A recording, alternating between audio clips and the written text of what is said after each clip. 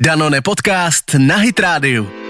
Přeji krásný den, kromě našeho klasického podcastu z vysílání Snídaně šampionu můžete nyní slyšet bonusový díl v podobě Danone podcastu, ve kterém opět řešíme podporu zdraví prostřednictvím výživy.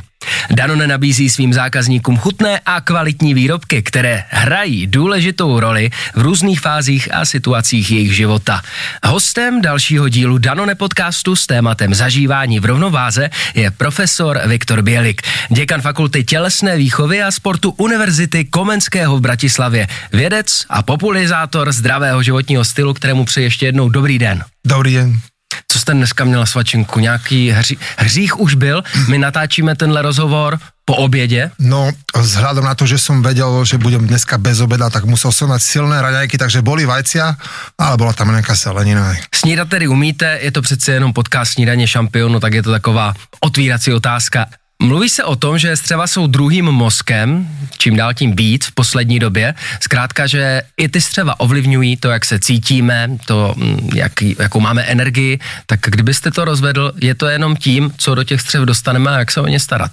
My biológovia považujeme za druhý mozog skôr oko, je to taká vychlipenina, ale nie sme ďaleko od pravdy, keď povieme, že tráviaci trakt a črevo má obrovský vzťah, ale aj význam s mozgom ako takým. Ten tráviaci trakt je veľmi silno inervovaný, sídli tam tzv. Lymfoidné tkanivo, ktoré má veľký potenciál z hľadiska imunity. No a tá komunikácia medzi črevom a mozgom sa výrazným spôsobom otvorila práve teraz v tom období, keď komunikujeme tému črevný mikrobiom. Ovlivňuje to i náladu, takže ono nechci dělit a předejít tomu, abychom řešili stravu jako zdravou a nezdravou, ale jak dokážou střeva, když se bavíme o druhém mozku jako o střevech, tak jak dokážou ovlivnit tu naši náladu? Sú určité látky, ktoré tú náladu nám upravujú, alebo možno zlepšujú, dokonca niektoré zhoršujú a poznáme dopamín, poznáme serotonín, čiže ak dostane niekto like na sociálnej sieti, tak trošku mu ten dopamín stupne, alebo keď športuje a tak ďalej. A črevo ako také tým, že obsahuje, alebo jeho súčasťou je obrovský ekosystém, rozmanitý, obrovská lúka plná rôznych druhov kvetov, rastlín a tak ďalej, kríkov, čiže aj náš ekosystém je plný rôznorodých baktérií a oni niečo produkujú a v podstate závisí aj od toho, že čo zjeme, čiže môžu produkovať látky, ktoré sú telu prospešné a môžu produkovať látky, ktoré telu úplne prospešné nie sú. No a teda okrem toho, že nám pomáhajú tráviť živiny a zvyšovať ich dostupnosť, tak vytvárajú látky, ktoré považujeme za signalizačné, ktoré považujeme za rôzne neuromodulátory, čiže aj črevo dokáže vyprodukovať, alebo teda vytvoriť, teda baktérie dokážu vytvoriť dopamín. Len treba byť veľmi, veľmi opatrný, že či tento dopamín sa cez všetky tie bariéry dokáže dostať do mozgu a priamo ovplyvniť funkcie mozgu a jeho správanie. Čiže bol by som opatrný, keby si dal niekto na raňajky ovsenú kaši a povedal, že o 10:00 vďaka tej kaši sa cítil úplně jedinečně. Takhle to asi jednoduché není na tom světě. Každopádně žijeme v době, kdy se hodně skloňují probiotika a prebiotika. Jaký je mezi nimi rozdíl a jak je začlenit do svého jídelníčku? Probiotikum je tá živá súčasť ekosystému, čiže sú to proste baktérie a probiotické sú preto, že majú preukázateľný zdravotný úžitok pre organizmus. Ale zase na to, aby sa oni mohli deliť, tak potrebujú nejaký substrát, potrebujú tiež sa najesť, potrebujú stravu, potrebujú minerály, potrebujú vlákninu. No a toto je vlastne to prebiotikum. Čiže zoberme si, ak človek zje krajec chleba, čím celozrnejšie, to je lepšie, tak okrem toho, že dostane do organizmu škroby a trošku bielkovín, tak dostane aj vlákninu, ktorú baktérie využívajú na svoje delenie, rozmnožovanie a produkciu ďalších látok. Vlákninu, říkáme si teda jednu z věcí, jak se starat o zdraví svých střev. Pojďme to ale trošku zobecnit, protože když chceme zhubnout, tak si upravíme ten jídelníček, když chceme svaly, začneme chodit do fitka, ideálně s trenérem, ale když chceme zlepšit zdraví svých střev, tak úplně od čeho začít. Pokud cítím, že je něco špatně, trpím třeba častým nadýmáním, nepravidelným zažíváním. A ak by si chcel človek pomôcť sám s tým, že takým sedliackým rozumom, selský rozum, že niečo zmení, tak častokrát napríklad nafúkanie alebo všetky tieto gastrointestinálne poťaže môžu vznikať tým, že človek je iba raz za deň a to stále. To znamená, že nezabezpečí organizmu, aby sa prispôsobil, nezabezpečí mu čas, aby mal oddych. Čiže začal by som tým, že naozaj je čas vyhradený na jedlo a potom je čas vyhradený na odpočinok. To znamená medzi raňajkami a napríklad u dospelého človeka. Medzi raňajkami a medzi obedom tam nie je potrebné viedať nejaké oriešky. Takisto, keď človek už sa približuje domov a stojí v tej zápche, tak nemusí hneď vyťahnuť zase nejaké oriešky alebo semienka a rýchlo sa nejako predzásobiť. Čiže organizmus potrebuje čas. Aj tráviaci trakt, aj ústna dučina. Nějaké potraviny jsme vyjmenovali, ale jaké nejvíce podporují rozmanitost střevního mikrobiomu, kdybychom měli začít u těch nejhlavnějších? Probiotická potravina znamená to, že v tej potravine je život. Ano? Čiže rozdiel medzi jablkom a jablkovým kompotom je v tom, že v jablkovom kompote už nie je žiadny život, čiže aj jablko ako také má probiotickú hodnotu, čiže sú tam baktérie, podobne sú to v podstate všetká strava, aj rastlina, aj živočíšna, ktorá konzumuje, tak obsahuje teda nejaký život. Samozrejme, že sú potraviny, ktoré sú probioticky hodnotnejšie, čiže majú väčšiu zložku tak tých živých buniek. Čiže sú to klasické jogurty, fermentované, hovoríme, že fermentácia, alebo teda kyslenie, čiže môžu to byť fermentované mlieka, ale okrem teda živočišných to môže byť aj zelenina, čiže napríklad taká klasická zelí, kyselé, tiež je potravina, ktorá je výrazne fermentovaná a má výraznú teda probiotickú hodnotu. Môžeme povedať, že všetko, čo nie je priemyselne a chemicky upravované, tak má svoj život. Ale niektoré majú toho života viac a niektoré majú toho života menej.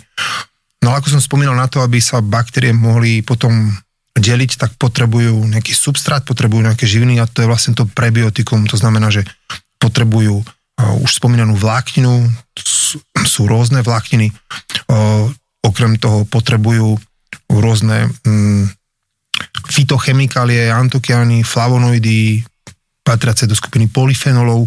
Čiže tie baktérie sú takí ako keby, že selektívni pojedači a v podstate z tej potravy si vyberajú jednotlivé druhy, jednotlivé kmene, čo majú najradšej a toto zabezpečí tú ich rozmanitosť. Čiže vieme už dávno, že človek by mal mať pestrú stravu, no a teraz to vlastne vieme podporiť, že prečo by mal mať tú pestrú stravu, aby v podstate nakrmil celú tú škálu mikrobiomu. Tak pojďme ještě zpátky k tomu životu, k těm fermentovaným potravinám. Když jste zmínil jogurt z probiotiky, jak ho vlastně poznám v regálu? Já jsem nikdy neviděl třeba jogurt, ale nepsaný probiotik. Jak se dá rozeznat při nákupu? Je pravdou, že ten trh je rozmanitý a nie všetkých spoločností alebo nie všetky firmy sú možno svedomité, čiže buď sa môžeme oprieť o značku, ktorá sa pozná, alebo potom je jeden spôsob, a hlavne to sú také tie tradičné jogurty, ktoré boli vyrábané vlastne zrením, či už v skle alebo v tom kelímku, že keď to víko otvoríme, tak tam na povrchu sú proste nejaké bublinky, čiže produkoval sa minimálne oxid uhličitý, ktorý vlastne vytvoril tam, dá sa povedať, že taký povrch. Ale nie je to úplne znak, ktorý by odlišil, že či je probiotikum a nie je probiotikum, lebo sú niektoré spoločnosti, ktoré napríklad fortifikujú jogurty, čiže tam tá biologická hodnota, alebo tá probiotická hodnota je vyššia. Když jsme u fermentovaných produktů, tak se nabízí dále kimchi, různé kvašené zelí a podobné věci. Ten efekt je ale ve výsledku stejný pro náš organismus. Dá se vlastně takovými fermentovanými potravinami předávkovat, nebo tělo to vyloučí potom to, co už nepotřebuje a splnilo to svou misi v našem těle? A to človek pozná veľmi rýchlo, niekedy je to otázka niekoľko desiatok minút, alebo proste na druhý deň, že ono, ako náhle tam je toho veľa v tom čreve, tak to ide rýchlo von. To možno Česko je známe teda svojim pitím piva a v podstate to pitie kvasinkového piva, to vidno tiež, že má taký laxatívny účinok. No přesně tak. Kromě fermentovaných potravin, které jsme zmínili, jaké další zdroje bychom měli zařazovat do jídelníčku, aby měl mikrobiom co největší prospěch? Tak z tých, čo sme spomínali, mali by sme zabezpečiť, alebo teda mali by sme čo najviac jesť rastlinné potravy a môžeme povedať, že by sme sa mali tak usilovať viac ako 32, keby sme dokázali zjesť za týždeň, čo priemerný Američan zje, tak možno 10-15. Ale dôležité je tu, lebo častokrát delíme, že či slanina áno, slanina nie, ale treba veľmi pozerať na to, že akým spôsobom bol spracovaný ten produkt, že do akej miery je tam naozaj vplyv toho chemického, alebo teda potravinárskeho priemyslu, lebo častokrát dochádza v podstate k zničeniu toho života. Já jsem si tady tuškou do poznámek poznačil, že vlastně ani jsem to nevěděl. Já se díky tomuto Danone podcastu dozvídám každý díl, co natáčíme něco novýho, se dá zdravý střev sledovat. Moje analýza zdravého životního stylu, tak ta, jak mapuje naše střeva, zdravá střeva. Sú rôzne spôsoby, ako dokážeme v podstate diagnostikovať zdravie gastrointestinálneho traktu, ale v podstate bežný človek nemusí si hneď za niekoľko stovák eur robiť vyšetrenia, ale vidí sám na sebe, že pokiaľ ho nafúkuje, pokiaľ sa naje a má ťažobu, alebo dlho mu trvá, kým vytráví, alebo a ťažko je, tak toto sú všetko symptómy, že ten tráviaci trakt úplne nie je v poriadku a častokrát stačia úplne malé zmeny, okrem toho, čo som spomínal, že je dobré, aby človek nejedol v kuse, ale dával si tam naozaj pauzy, tak potrebuje sa napríklad kvalitne vyspať, čiže spánok ako taký hrá významnú úlohu z hľadiska zdravia čriev. Já jsem tady zmiňoval tu analýzu, takže kdo by si chtěl nastudovat ještě více, analýza životního stylu.cz anebo .sk, samozřejmě myslíme i na naše slovenské diváky a posluchače, taky by mě zajímalo. Určitě existují totiž symptomy, které na první dobrou nepozorujeme. Existují problémy, které jsou dobře vysledovatelné a asi tak nějak tušíme, co bychom měli ve svém jídelníčku změnit, ale něco, co u nás může probíhat a ukáže se až později ve své intenzivnější formě? Áno, častokrát napríklad kožné ochorenia môžu mať pôvod áno, napríklad kožné ochorenia častokrát môžu mať pôvod v črevách, tak laicky jednoducho to poviem. Rôzne napríklad typy exémom, dokonca astma častokrát býva asociovaná práve s tráviacím traktom. Čiže to zdravie čriev častokrát sa nám ani nezdá, ako úzko je spojené s niektorými ochoreniami. Sú to rôzne intolerancie, sú to rôzne alergie alebo znížená znášanlivosť pre niektoré potraviny. Tam už niekedy je naozaj vhodné, aby to teda pacient alebo občan konzultoval s gastroenterologom. Jak vy se díváte jako odborník, když to taky řeknu laicky, na střeva? Když se někdo zabývá a miluje, vyhledává pálivé jídlo. Je to kratochvíle, kterou si můžeme občas dopřát, anebo už vlastně při prvních pár soustech se dostáváme k nějakému trvalému poškození a extrémně pálivé potraviny nedoporučujete? Ja si myslím, že v mnohých oblastiach, aj v prípade tráviaceho traktu platí taká tá stredná zlatá cesta a takisto aj v prípade vlastne pálivých potravín, pretože do určitej miery môžu mať benefit, ale takéto nadmerné korenenie a v podstate potraviny, ktoré sú vysoko pálivé, tak opäť môžu pôsobiť kontraproduktívne na zdravie čriev. Mm-hmm. No a teď jsme si rozebrali jenom stravu, to, co do těla dostáváme, ale zkrátka nedostáváme do svého těla věc jen pusou ve formě stravy, ale taky tím, co od rána do večera děláme. Zdravý životní pohyb, co všechno dokáže ovlivnit naše střeva, taky práce, kterou vykonáváme. Odkud začít? Možná u té práce, protože ta je nám všem nejblíž? Tak stres ako taký má, alebo tak vypätie môže byť pracovné, alebo akékoľvek, má samozrejme nežiaduce účinky na v podstate všetky systémy organizmu, od centrálnej nervovej sústavy cez metabolizmus, kardiovaskulárny systém. A samozrejme, že má vplyv aj na samotné zdravie čriev. S tým sa napríklad spája nedostatok spánku. My vieme, že niektoré baktérie doslova potrebujú spánok na to, aby sa mohli množiť. A toto všetko sú veci, ktoré niekedy vieme ovplyvniť, a niekedy menej. Niekto nemôže napríklad spať celú noc, pretože je vystresovaný.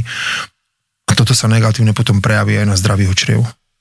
Je třeba s těmi fermentovanými potravinami, když to vezmu zpátky, operovat nějak časově, jakože platí 2 až 3 hodiny před spánkem bychom neměli jíst, ale fermentované potraviny, ty bychom neměli jíst 5 hodin před spánkem například. Existuje nějaká taková paralela mezi tím? Nemyslím si. Není tam žádné omezení. Stretal som sa s týmto. Niekto uprednostňuje fermentované potraviny ráno, niekto po obede. To je možno podobné ako s cvičením. Niekomu skôr vyhovuje cvičiť ráno, niekto skôr proste večer. Z hľadiska tohto, ale to je to správna pripomienka, že je dôležité určitý čas s tým jedlom seknúť a neísť do postele s plným bruchom. No tak to asi potom všichni podle kvality spánku, ať už na chytrých hodinkách nebo telefonních zařízeních vidíme, že něco bylo špatně, pokud to nebyl alkohol. No a když jsme u toho alkoholu, nabízí se samozřejmě zeptat, co dokáže takový alkohol s našimi střevy udělat. No, pomôžem si s jednou štúdiou, kde skúmali vplyv bifidobaktérií na rezorpciu alkoholu a v podstate zistili, že už taká 7-dňová intervencia probiotická výrazným spôsobom znižuje rezorpciu alkoholu. A faktom ale je, že tá dávka bola veľmi nízka, to bol, myslím, to vychádzalo 1 panák iba, takže.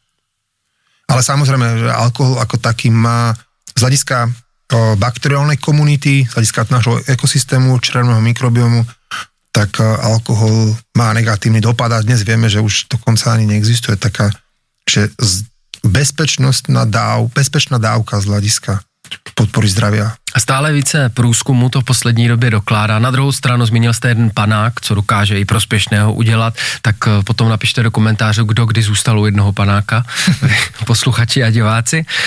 Co se týče tělesné aktivity, když se vyhneme tomu stresu a nějakého pracovního vypětí, ale skutečně sportovní aktivity, jak dokáže zvýšená tělesná aktivita zahýbat s našimi střevy?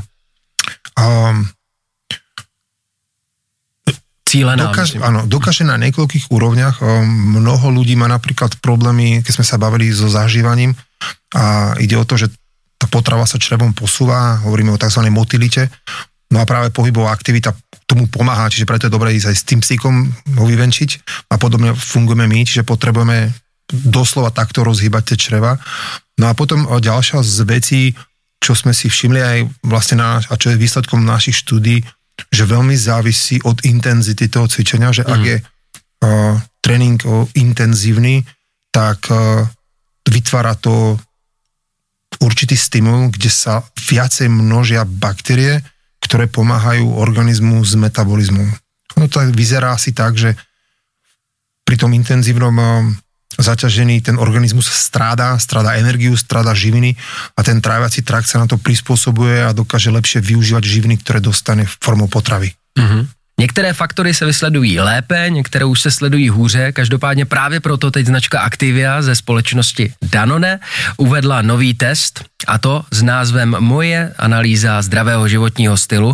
Vy, kdo máte po ruce telefon nebo počítač, můžete rovnou mrknout analýza životního stylu.cz. Pomáhá tak zjistit, jak na tom v těchto oblastech jsme, umožňuje prověřit si své well-being score, tedy posoudit stravu, spánek, stres i pohyb a získat další typy. Když jsme u těch typů, tak pojďme trošku heslovitě, jak často bychom měli zařazovat probiotické potraviny do jídelníčku, aby to mělo dlouhodobý efekt. Trvá naskočit na tuhle vlnu, kdy si řeknu, OK, necítím se dobře, chci, aby jsem to trošku rozhýbal v tom svém organismu, tak je to otázka týdnu, měsíců, nebo to začne účinkovat rychleji? No, veľa otázok. Ak by som teda vychádzal z našich štúdií, tak niektoré mliečne probiotické drinky, ktoré sme teda dávali našim subjektom, tak fungovali vtedy, keď sme im dávali na dennej báze. Máme 2 štúdie, ktoré sme publikovali napríklad s ovčou brinzou a tým sme to dávali každý druhý deň. Čiže je naozaj potrebné tam zanechať tú pravidelnosť, že z toho jedného nápoja črevný mikrobióm je veľmi dynamický. To znamená, že on dokáže reagovať v rozmedzi 6 až 12 hodín. Robili sme taký výskum, kde sme v podstate nasimulovali hrubé črevo onkologického pacienta a tam v podstate sme zistili, že už do 48 hodín boli významné zmeny. Ale tak, aby to ten človek a subjekt pocitil, tak na to potrebné niekoľko týždňov. Já teď budu trošku ďáblův advokát. Budu hrát nevděčného klienta, zkrátka někoho, kdo by i za vámi třeba mohl přijít a řekl, že má problémy zažívací, ale zároveň není úplně přístupnej všem radám a vytvořením si nějakých zvyků.